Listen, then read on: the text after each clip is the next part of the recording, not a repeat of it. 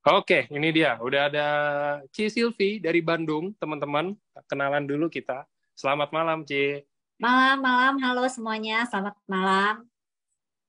Oke, oke, Ci. Jadi kita seperti biasa, kita nggak boleh hilangin. Kita mau kenalan dulu nih, Ci Silvi ini. Oke, silakan perkenalan singkatnya aja, Ci. Ya, kenalin teman-teman. Nama saya Sylvia. Saya kebetulan sudah join di AFC ini cukup lama dari tahun 2018. Kebetulan waktu itu yang ngajak sih Pak Ernest ya. Dan awalnya itu karena saya sebetulnya saya adalah tipe orang yang menyukai berbagai macam suplemen. Jadi ketika saya ditawarin dan ini dari Jepang dan saya baca semua ingredients-nya itu aman, makanya saya waktu itu memutuskan untuk join gitu. Itu sih secerita singkat awal-awalnya tuh seperti itu di tahun 2018. Itu aja enggak? Oke, lu ya, sampai founder nih yang turun gunung nih, diajak founder loh, teman-teman. Ini produknya Pak Ernest nih. Jadi Ya. saya nggak punya upline, soalnya Pak Foundernya nggak ada. Iya.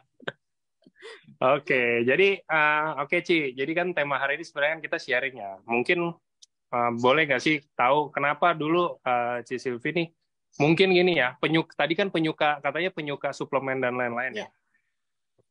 Apa yang membuat Ci Silvi gabung di sini? Apakah karena kan pasti kan orang-orang gabung walaupun saya suka nih. Contoh saya suka bakmi nih Ci. Saya suka bakmi tapi saya nggak juga nggak mau makan semua bakmi gitu loh maksudnya. Apa yang membuat Ci Silvi nih oke cobain deh gabung gitu loh. Apa karena mungkin diajak sama Pak RS yang langsung atau mungkin bisa juga kan karena nggak enak ada juga atau enggak misalkan karena oh kayaknya nih produknya setelah dilihat-lihat nih kayaknya ingredientnya bagus terus jelas terus saya percaya sama yang ngajak saya Pak Ernest gitu kan atau gimana Ci? Boleh di sharing nggak? Ya, jadi kan awalnya Pak Ernest tuh kasih ininya lah ya, apa sih namanya ingredients-nya. Dan itu saya baca dan saya pelajarin dan yang menurut saya salah satu nilai plusnya karena ini dari Jepang.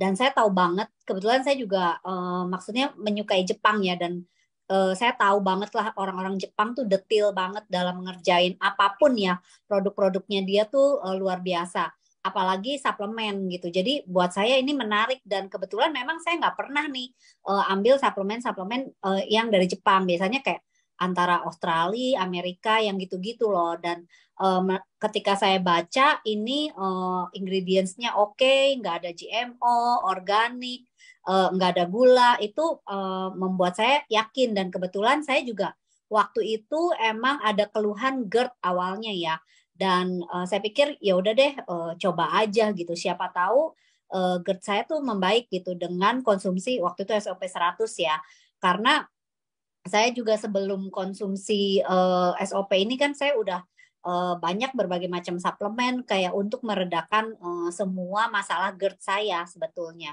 dan akhirnya saya coba walaupun di awal-awal perbaikan itu pasti nggak langsung kan nah di awal-awal tuh GERD-nya masih ada dan kayaknya mulai di 4 bulanan ya itu saya ngerasain banget GERD-nya mulai membaik yang tadinya saya tiap bulan tuh kalau datang bulan pasti GERD-nya naik dan muntah-muntah gitu parah sih GERD-nya lumayan parah ya karena hampir tiap bulan saya muntah-muntah gitu dan ketika minum SOP 100 ya waktu itu benar-benar perbaikannya tuh kerasa gitu regenerasi selnya itu berasa banget jadi waktu itu apa di awal-awal waktu saya masih ngerasa sakit GERD-nya saya nggak berhenti gitu minumnya karena waktu itu Pak Ernest juga sempat bilang sih ini tuh harus 6 bulan gitu jadi waktu di awal kayak 1-2 bulan awal ya saya masih sakit GERD-nya, cuman saya terusin, saya pengen tahu gitu sampai 6 bulan gitu. Jadi itu sih yang membuat saya juga apa ya dari awal tuh udah ngerasa kebantu banget karena memang produk Jepang nih emang ini sih gitu. Maksudnya membuat saya lebih tertarik lah daripada produk-produk lainnya. Itu sih Angga Jepangnya ya. Oke. Jadi Jepang ya. Jadi Iya, ya emang rata-rata Jepang sih karena ya kalau Jepang kayak lebih bonafit gitu gak sih menurut saya iya, kan kayak iya, iya betul.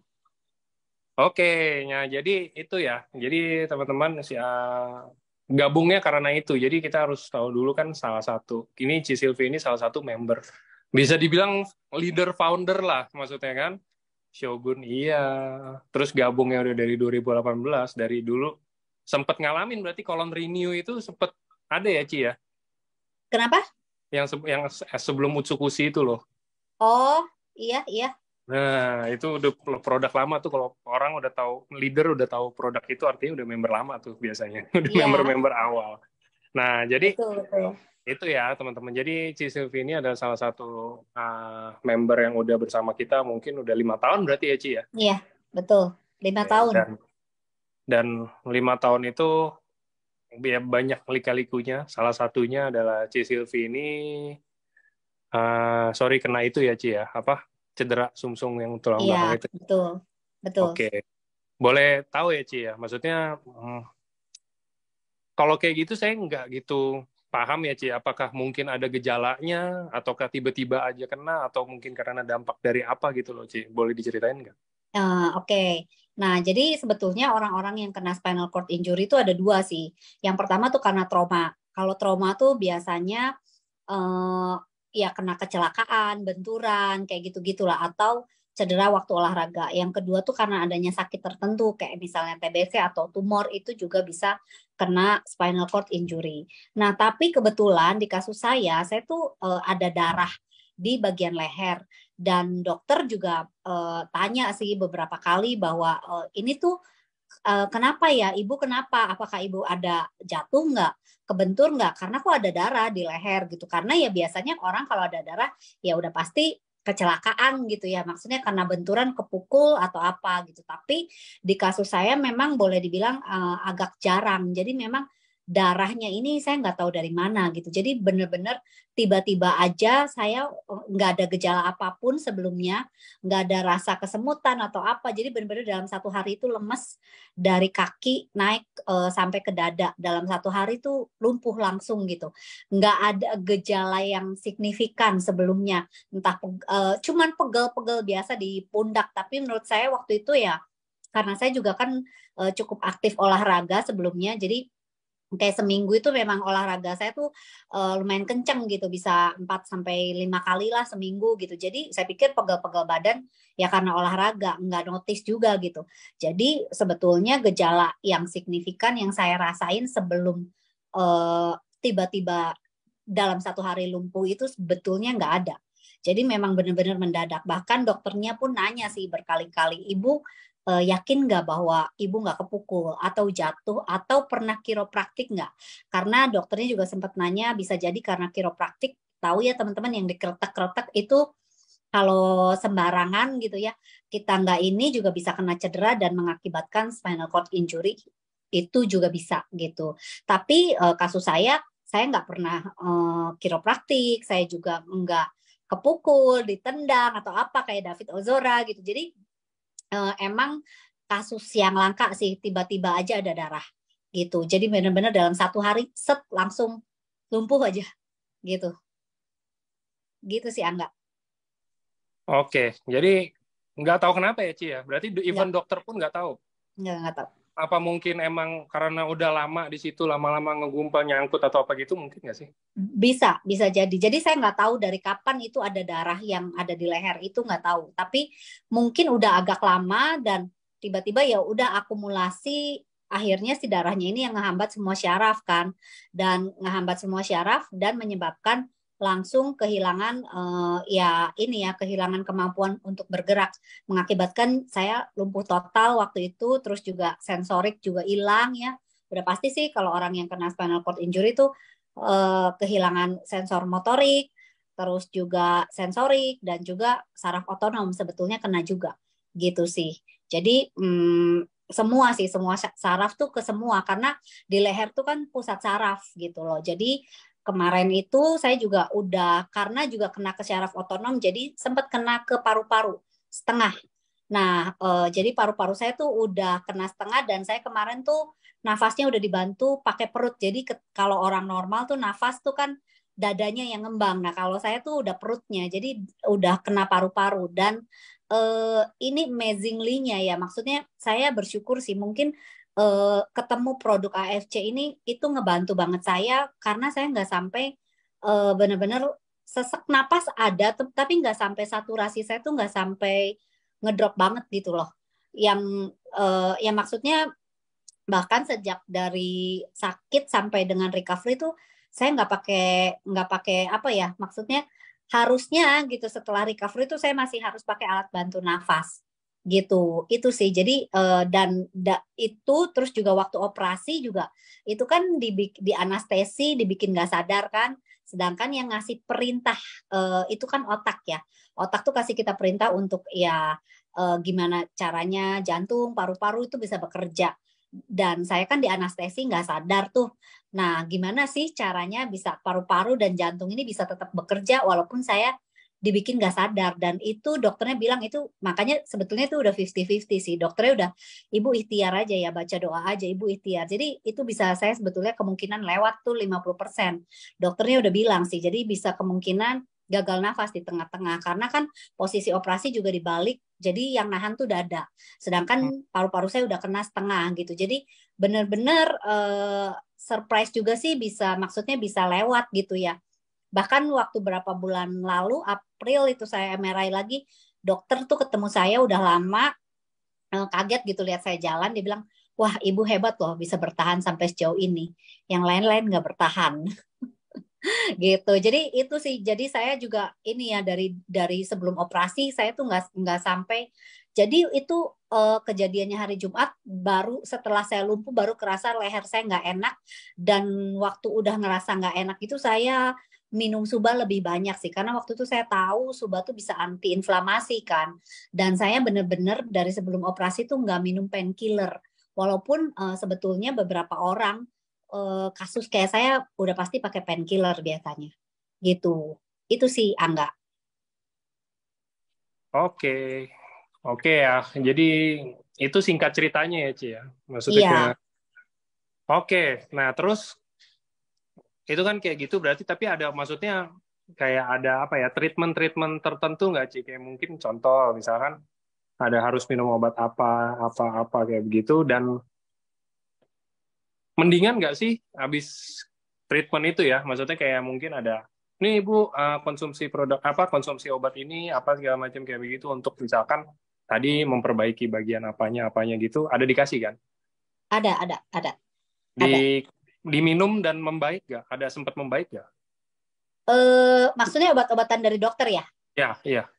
Ada. Jadi karena kan saya tuh dioperasi kan, akhirnya tuh dioperasi dan dipasang pen 4 yang permanen gitu sampai sekarang.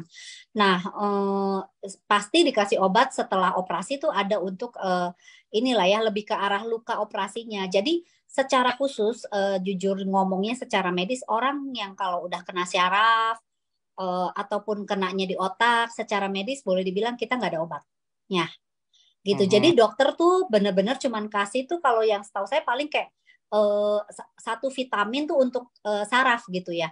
Dan yang paling umum lah kayak vitamin B kompleks gitu, yang kita tahu tuh kayak neurobion, paling gitu-gitu aja.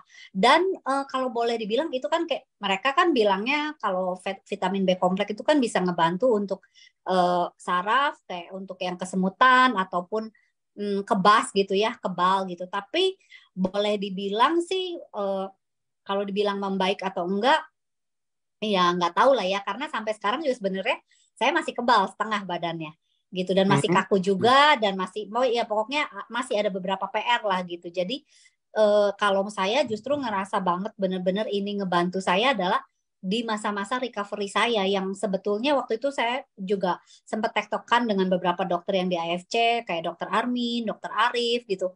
Sebelum saya operasi tuh saya tanya mereka gitu, bener-bener dokter Luigi juga, apakah bener-bener saya tuh harus operasi gitu kan, karena memang waktu itu pilihannya nggak dioperasi saya bisa lewat, artinya itu kan udah kena ke paru-paru dan pasti kena ke jantung lama-lama. Jadi orang yang kena spinal cord di bagian leher itu kenanya ke pernapasan juga. Jadi kayak ke paru-paru, jantung itu kena.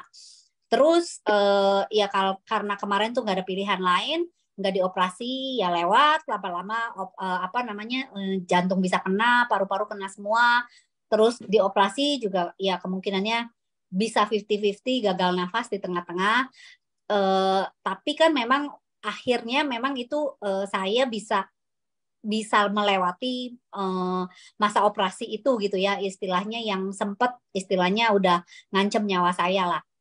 Tapi setelah itu recovery-nya ini yang dokter cukup amazed karena perkiraan dokter saya sebetulnya udah didiagnosa nggak akan bisa jalan lagi kok. Ini bahkan dokter Armin tuh sempat ngomong sama saya lihat kamu jalan, saya berani ngomong karena dokter yang nanganin saya awal udah bilang sama dokter Armin karena mereka temen. Ini no hope boleh dibilang gitu karena masalah syaraf orang-orang kena spinal cord kayak saya biasanya antara di kursi roda seumur hidup atau kayak Laura Anna ya yang meninggal. Dan waktu kejadian saya tuh bener-bener di 2021 itu juga lagi happeningnya Laura Anna dan meninggal itu cukup bikin saya drop karena waktu itu saya masih baru operasi dan itu mental breakdown banget sih.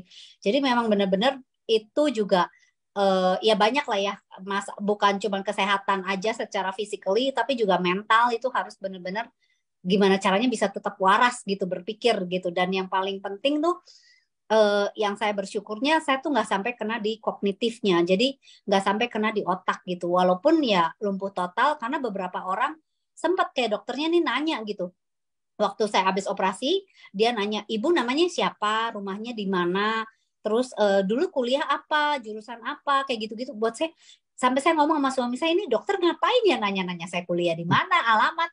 Ternyata beberapa orang memang skip memorinya. Ada yang orang-orang tuh yang memori-memori tertentunya hilang gitu. Tapi saya inget banget.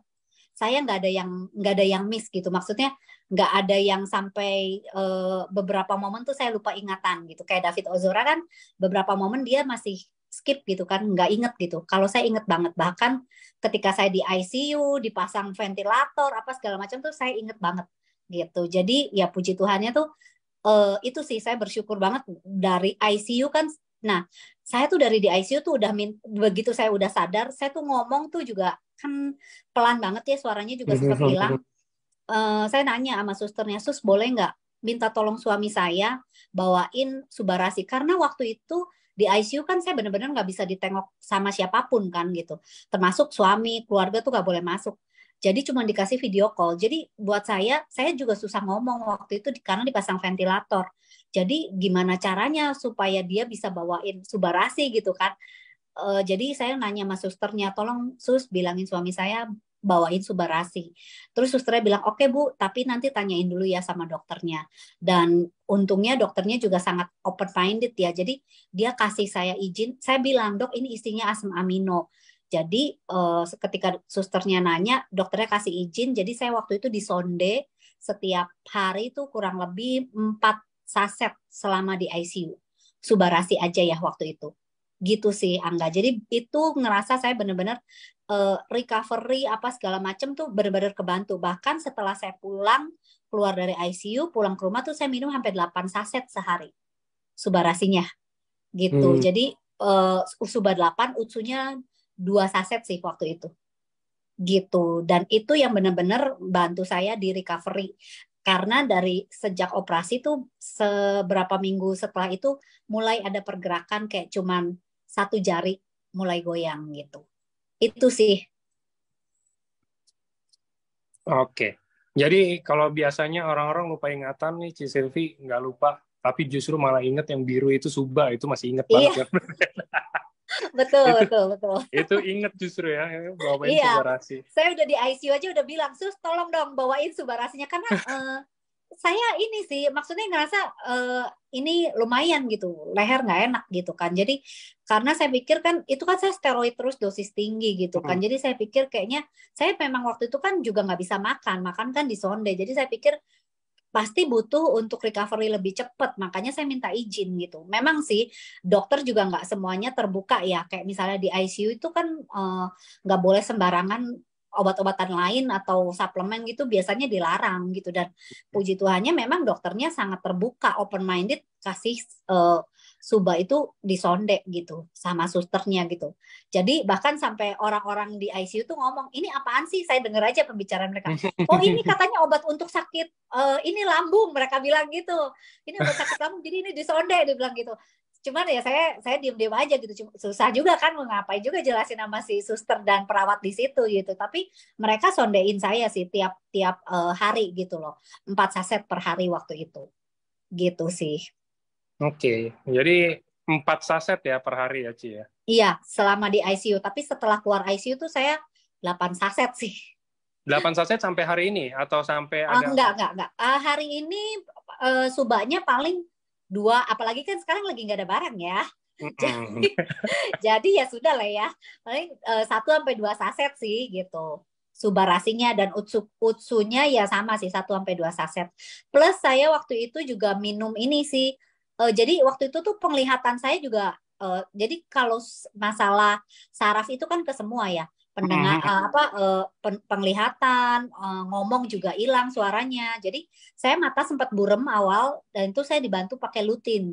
Cuman saya bukan lutin yang ini sih. Jadi waktu itu sempat beli lutin yang Singapura tuh, AFC punya. Oke, ya. Pakai itu juga sama kolagen awal-awal. Jadi waktu itu udah benar-benar enak banget sih. Setiap hari itu 8 suba plus kolagen. Kayaknya aduh, sebetulnya udah pengen muntah sih karena di awal-awal tuh kan nggak bisa banyak masuk makanan sebetulnya saya gitu, cuman dipaksain tuh waktu itu sama suami, udah pokoknya makan aja gitu kan, minum aja, jadi ya lumayan sih gitu di awal-awal tuh sampai mau muntah-muntah, cuman ya udahlah demi supaya recovery lebih cepat gitu. Oke, Ci. Sama Ci, tadi kan katanya ada sempet pas keluar 8, terus sampai sekarang mungkin ada kayak mungkin 2 ya, 2 saset, 1 saset kayak gitu. Terlepas dari Suba Inden ya, ini terlepas dari Suba Inden ya, cuman apakah dari 8 saset itu dikurangin, apa karena mungkin emang ngerasa udah mendingan, udah better, kayaknya bisa nih dikurangin nih, atau apa, atau mungkin karena emang mau coba kurangin aja, gara-gara apa tuh? Karena memang saya juga udah membaikkan, jadi menurut dokter juga recovery saya ini cukup cepat gitu kan, ya sangat kaget juga kan dokternya ngelihat saya bisa jalan gitu kan. Jadi ya saya pikir ya udahlah saya kurangin gitu karena ya lumayan sih ya, apa namanya, minum Suba 8 tuh agak enak sebenarnya gitu. Jadi saya bertahap sih, nggak langsung 2 gitu. Awal-awal tuh kayak sempat 4 gitu. 4 saset terus ke 2 saset gitu. Jadi karena saya ngerasanya memang saya udah cukup membaik lah ya, ininya udah oke lah sekarang gitu. Jadi saya pelan-pelan kurangin, di samping karena memang saya juga ada beberapa kayak suplemen lain yang memang masih harus saya minum kan gitu.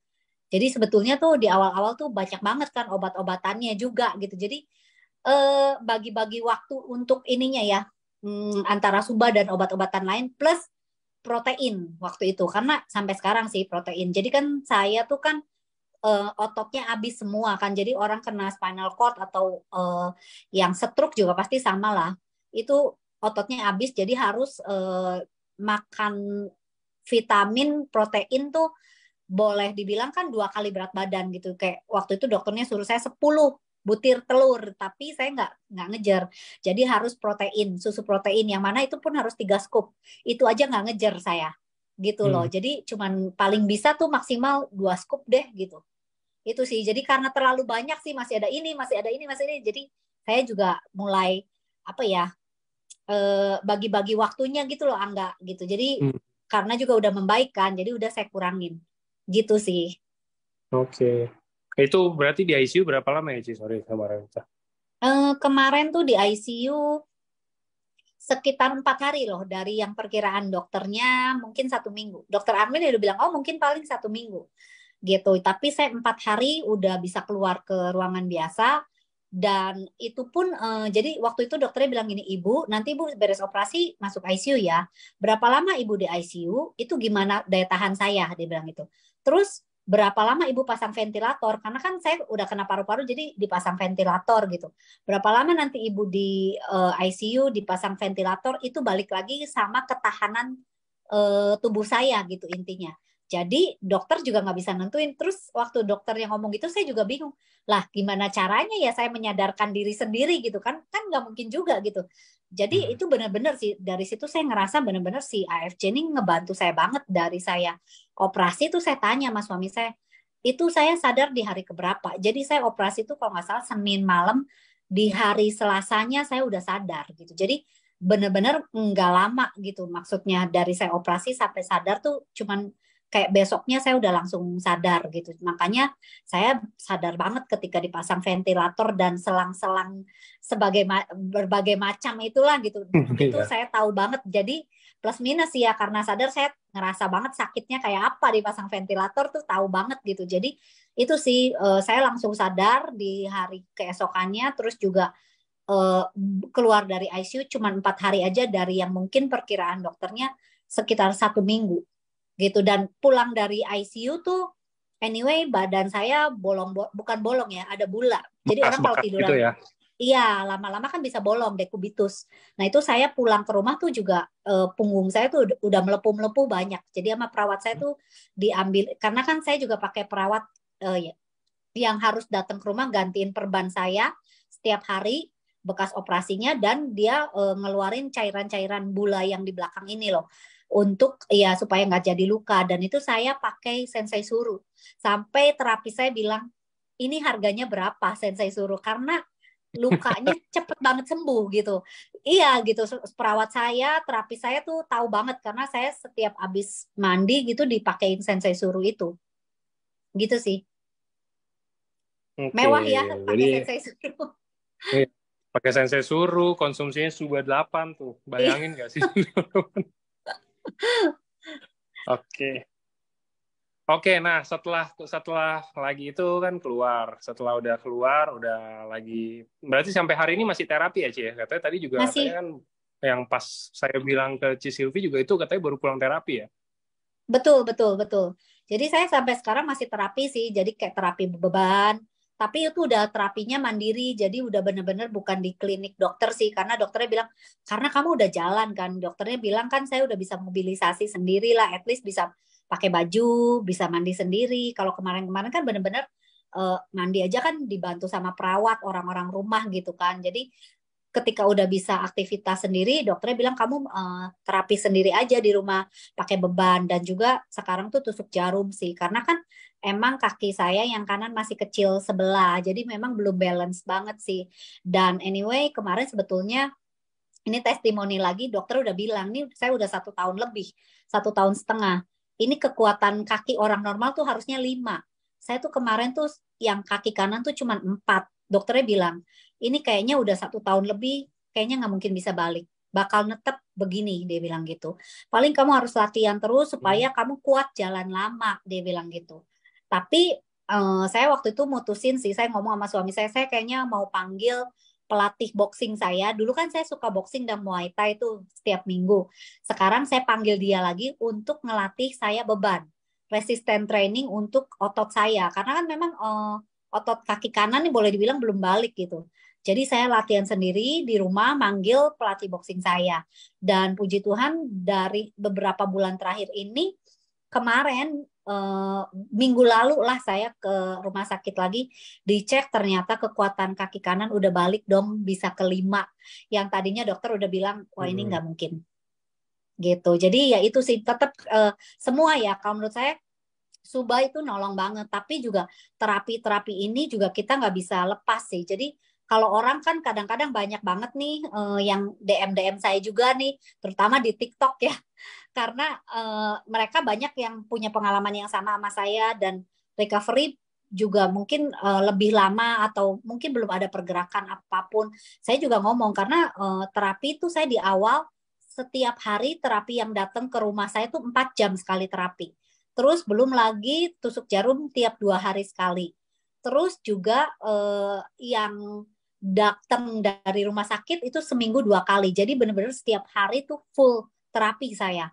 Dan ketika saya mulai bisa duduk, itu juga terapi ke klinik, sekali terapi tuh 2 jam gitu. Jadi sampai sekarang nih saya sekali terapi tuh 2 jam terapi beban ya gitu. Jadi kadang-kadang mungkin orang kok saya belum banyak kemajuan gitu ya, mungkin durasi terapinya memang harus ditambah gitu. Dan itu memang menurut terapi saya juga yang paling berat adalah di masa recovery ini, karena terapi itu sakit dan berat memang ya, pusing lah, mual lah, mau muntah lah, itu udah pasti, sesak nafas di awal-awal, emang emang itu adalah proses yang harus dilewatin sih dan harus tahan di situ gitu. Oke. Oke, Ci. Sama ada tanya lagi sih, saya mau nanya lagi. Kalau menurut Ci Silvi, mungkin di luar sana kan banyak ya yang mungkin kena spinal cord juga, atau mungkin bahkan gangguan yang lainnya lah, maksudnya penyakit-penyakit Betul. lainnya. Kalau menurut Ci Silvi, ini rada-rada kayak ada perdebatan sengit sih biasanya. Jadi ada yang bilang, kalau udah konsumsi suba, udah nggak usah konsumsi obat dokter lagi, nggak usah ini lagi, udah konsumsi suba aja. Seakan-akan suba ajaib gitu ya. Tapi kalau Iya. dari Ci Silvi nih, saya sih sebenarnya udah tahu, cuman ini biar Ci Silvi yang ngomong, jadi orang-orang tuh semuanya tuh percaya gitu loh maksudnya. Apakah Oke. masih butuh produk dokter? Apa yang membantu kalau misalkan Subarasi ini apa yang ngebantu apa di tubuh kita kalau kita masih butuh obat dokter gitu loh, Ci, maksudnya. Oke. Jadi kan kalau suba kan lebih kayak untuk regenerasi selnya kan, memperbarui semua sel. Bahkan awalnya aja saya nggak expect bahwa suba ini bisa ngebantu saya karena dokter Armin sendiri pernah ngomong sama saya, Sil ini gue nggak tahu ya. Suba nih kita tahu bisa regenerasi sel, tapi kalau saraf secara medis itu sulit gitu kan. Nah, obat dokter tetap harus harus diminum. Kenapa? Karena ada beberapa yang istilahnya gimana ya? Suba nih untuk regenerasi sel, tapi kayak misalnya untuk saraf ini hal yang berbeda gitu. Jadi saya dikasih vitamin saraf. Jadi suba untuk regenerasi selnya secara keseluruhan, tapi vitamin sarafnya karena saya punya masalah di saraf itu ada lagi dari dokter kayak misalnya vitamin B kompleks, terus juga ada neolin PS itu tetap saya harus konsumsi. Jadi sebetulnya saling melengkapi, nggak bisa dengan kita misalnya konsumsi suba terus kita lepas gitu. Enggak sih ya, karena saya sampai sekarang aja masih ada suplemen-suplemen lain yang saya minum, kayak misalnya vitamin B kompleks itu masih saya minum karena kita juga lihat kan si suba nggak ada kandungan vitamin B-nya. Kalau utsu saya tahu ada vitamin D3-nya. Tapi utsu aja walaupun ada vitamin D3-nya saya sampai sekarang minum vitamin D3 yang 5.000 IU. Kenapa? Karena saya tahu nggak cukup nih. Mungkin kalau saya kan nggak tahu nih kandungan vitamin D3-nya yang dari si suba dari utsukus ini berapa IU gitu kan. Takutnya memang nggak cukup. Jadi saya tetap konsumsi ya utsunya iya, tapi saya vitamin D3-nya juga tetap saya minum gitu loh. Jadi nggak bisa sih maksudnya semua ya udahlah cukup gitu all in gitu ya. Utsu, suba nggak bisa karena ada beberapa hal namanya kita sembuh tuh multifaktoral menurut saya. Jadi nggak bisa kita cuman satu itu aja gitu. Ya tetap kan saya minum Subarasi, Utsukushi terus kalau saya nggak terapi it doesn't work juga gitu loh, nggak akan berhasil. Saya nggak mungkin ada sampai di titik ini gitu kan. Jadi tetap sih menurut saya semuanya tuh harus saling ngelengkapin. Jadi obat-obatan dokter jangan langsung diberhentiin. Kecuali ya kayak dokternya kan kemarin saya udah dikasih vitamin saraf, terus dokter bilang, oke, ini udah stop aja. Sekarang yang kamu minum cukup vitamin B kompleks aja. Nah itu udah saya stop gitu loh. Jadi gitu sih. Jadi sebenarnya mungkin kesimpulannya tetap karena kita sakit, kita ke rumah sakit, kita ke dokter, kita tetap harus dengerin apa kata dokter gitu kan, Ci, sebenarnya. Betul, betul, betul, betul. Betul. Karena Jadi ya ini biar semuanya tahu. Soalnya kalau biasa saya kan hari Sabtu nih, biasa hari Sabtu kan ada seminar kesehatan tuh, semuanya bilang, oh iya, konsumsi ini aja, udah nggak usah konsumsi. Ya, padahal yang nanganin ada dokter-dokter gitu kan. betul, betul. Nggak bisa sih, tetap tetap ada beberapa hal yang harus obat dokter. Contoh ya, kalau kayak saya kemarin udah pada saat lumpuh total, itu udah harus steroid dosis tinggi. Kenapa? Karena inflamasinya udah terlalu parah gitu. Kalau nggak di steroid dosis tinggi, mungkin kelumpuhan saya bisa makin naik dan bisa kena ke jantung, bisa kena ke dua paru-paru. Mungkin saya udah lewat gitu karena inflamasinya udah tinggi. Makanya harus steroid dosis tinggi. Ya masa iya kan kalau udah kayak gitu kita emang jangan dok saya nggak mau steroid. Saya juga tahu bahayanya steroid. Tapi kan kita juga harus lihat kondisi gitu. Jadi nggak bisa sih. Maksudnya kita kayak bukan gimana ya, bukan yang nggak Suba Utsu tuh nggak bagus. Saya tahu Suba Utsu tuh bagus dan menolong banget. Tapi ada beberapa hal yang kita juga harus tahu bahwa ini tuh semua harus saling melengkapi gitu. Nggak bisa cuma dari ini aja, dari Suba dan Utsu aja gitu. Jadi harus konsultasiin lagi sih sama dokternya menurut saya. Gitu. Oke, sama tadi saya ada lupa tanya. Waktu dokter diagnosa apa tadi katanya 50% bisa lewat, 50% enggak gitu ya. Iya. Nah, pas dengar kayak begitu udah pasti drop banget lah itu Ci ya. Saya nggak tahu. Oh, Ngomongnya nggak tahu. sama suami enggak, saya nggak Sama tahu. Ko Budi ya ngomongnya. Betul. Jadi saya baru tahu setelah saya ya lewat operasi lah gitu. Setelah udah di rumah baru saya dengar cerita itu dari adik saya. Jadi yang tahu tuh ya keluarga saya sih. Waktu itu karena kan dipanggil mereka. Jadi ini apa kemungkinan ini mungkin bisa gagal nafas apa dan lain-lain. Jadi ya Budi yang tahu sih waktu itu gitu. Jadi saya nggak tahu. Cuman yang saya tahu adalah ketika dokternya bilang ibu mungkin nggak akan bisa jalan lagi. Itu saya dengar. Dan kemungkinan ibu bisa depresi karena banyak pasien yang kayak saya, beberapa juga teman-teman yang saya tahu di TikTok banyak saya kenal itu mereka depresi, beberapa minum antidepresan. Karena kan mental breakdown sih udah pasti orang-orang yang sakit kayak saya tuh mentalnya bisa drop banget gitu. Ya, saya juga merasakan lah berhari-hari ini cuman lihat langit-langit kamar gitu ya, pemandangannya cuman itu dan ngomong juga susah gitu kan, hilang suara hilang, mau manggil orang juga susah, garuk-garuk aja susah, harus manggil anak saya gitu kan, mau nonton TV juga nggak bisa karena mau pindah channel nggak bisa gitu kan, karena benar-benar lumpuh total. Jadi ya agak stres sih, emang stres banget di awal-awal, apalagi saya 2 minggu awal-awal 2 minggu pertama tuh pengen minum terus gitu, rasanya aus terus, jadi harus minta bantuan orang kan ngebangunin di tengah malam, dan itu stresnya luar biasa karena si Budi tuh baru bisa bangun setelah 1 jam kemudian karena suara saya hilang, bangunin susah, tangan juga nggak bisa punya kekuatan gitu, sampai akhirnya ketika saat tangan saya udah mulai bisa gerak ditempelin sedotan di sini. Jadi pakai tempat minum yang buat orang naik gunung tuh ditempelin, terus dipakai selang panjang ditempel di sini.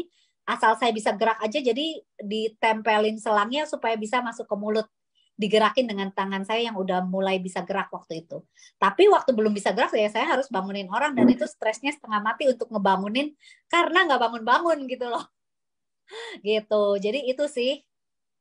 Oke, sama ada yang nanya Ci, bagus nih pertanyaannya. Ci Silvi inget gak dari konsumsi waktu awal-awal mungkin setelah keluar, dari ada seling nggak? Maksudnya ada selang waktu berapa lama nggak dari konsumsi obat dokter, kalau mau konsumsi Suba atau Utsu gitu loh Ci? Di jedanya ya, jeda waktunya ya. Jeda waktunya sih kayak paling kalau saya tuh kayak sekitar 1 sampai 2 jam. Tapi kalau misalnya di ICU, saya udah lupa nggak inget tuh waktu itu susternya di habis obat atau apa, karena saya agak-agak ini ya di ICU tuh nggak merhatiin gitu, nggak ngeh kan gitu. Jadi saya nggak tahu sih berapa lama tuh kalau waktu di ICU. Tapi kalau setelah pulang sih saya 1 sampai 2 jam sih. 1 sampai 2 jam berarti obat Betul. dokter dulu atau Suba dulu? Obat dokter dulu sih. Obat dokter, selang, baru Suba Iya, ya? Suba Utsu.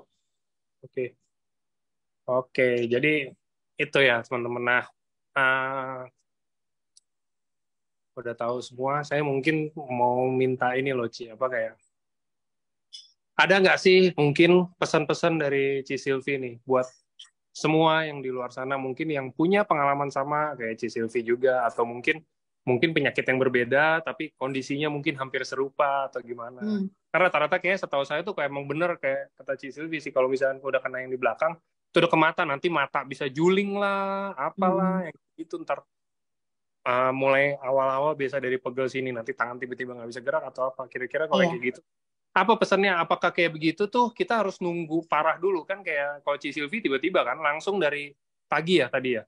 Iya, Pagi. siang. Kejadiannya siang. Siang berasa, tiba-tiba malam tuh udah lumpuh gitu kan? Siang juga, jadi sore kayak sekitar jam 3 tuh udah mati rasa, saya udah nggak bisa gerak. Ada nggak sih kayak misalkan apa pesan-pesan yang harus disampaikan mungkin kalau dari Ci Silvi? Apakah mungkin harus gercep? Ataukah mungkin harus standby kemana? Atau apa? Atau harus konsumsi apa dulu mungkin? Atau banyakin minum air? Atau apa gitu kira-kira sih?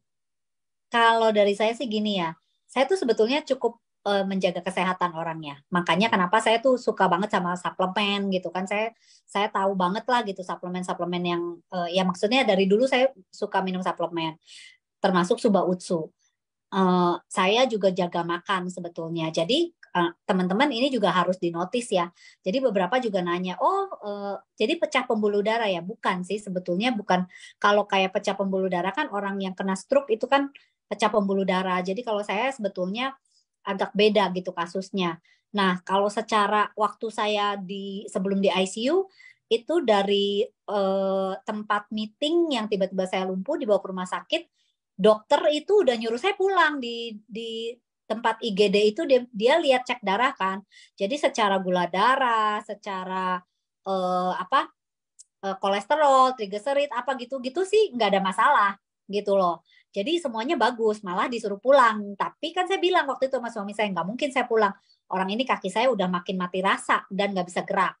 Makanya rawat inap dari situ kan. Tapi maksud saya tuh gini loh, saya tuh sebetulnya juga bertanya-tanya ya, kenapa nih kena sakit ini? Karena saya makan cukup jaga.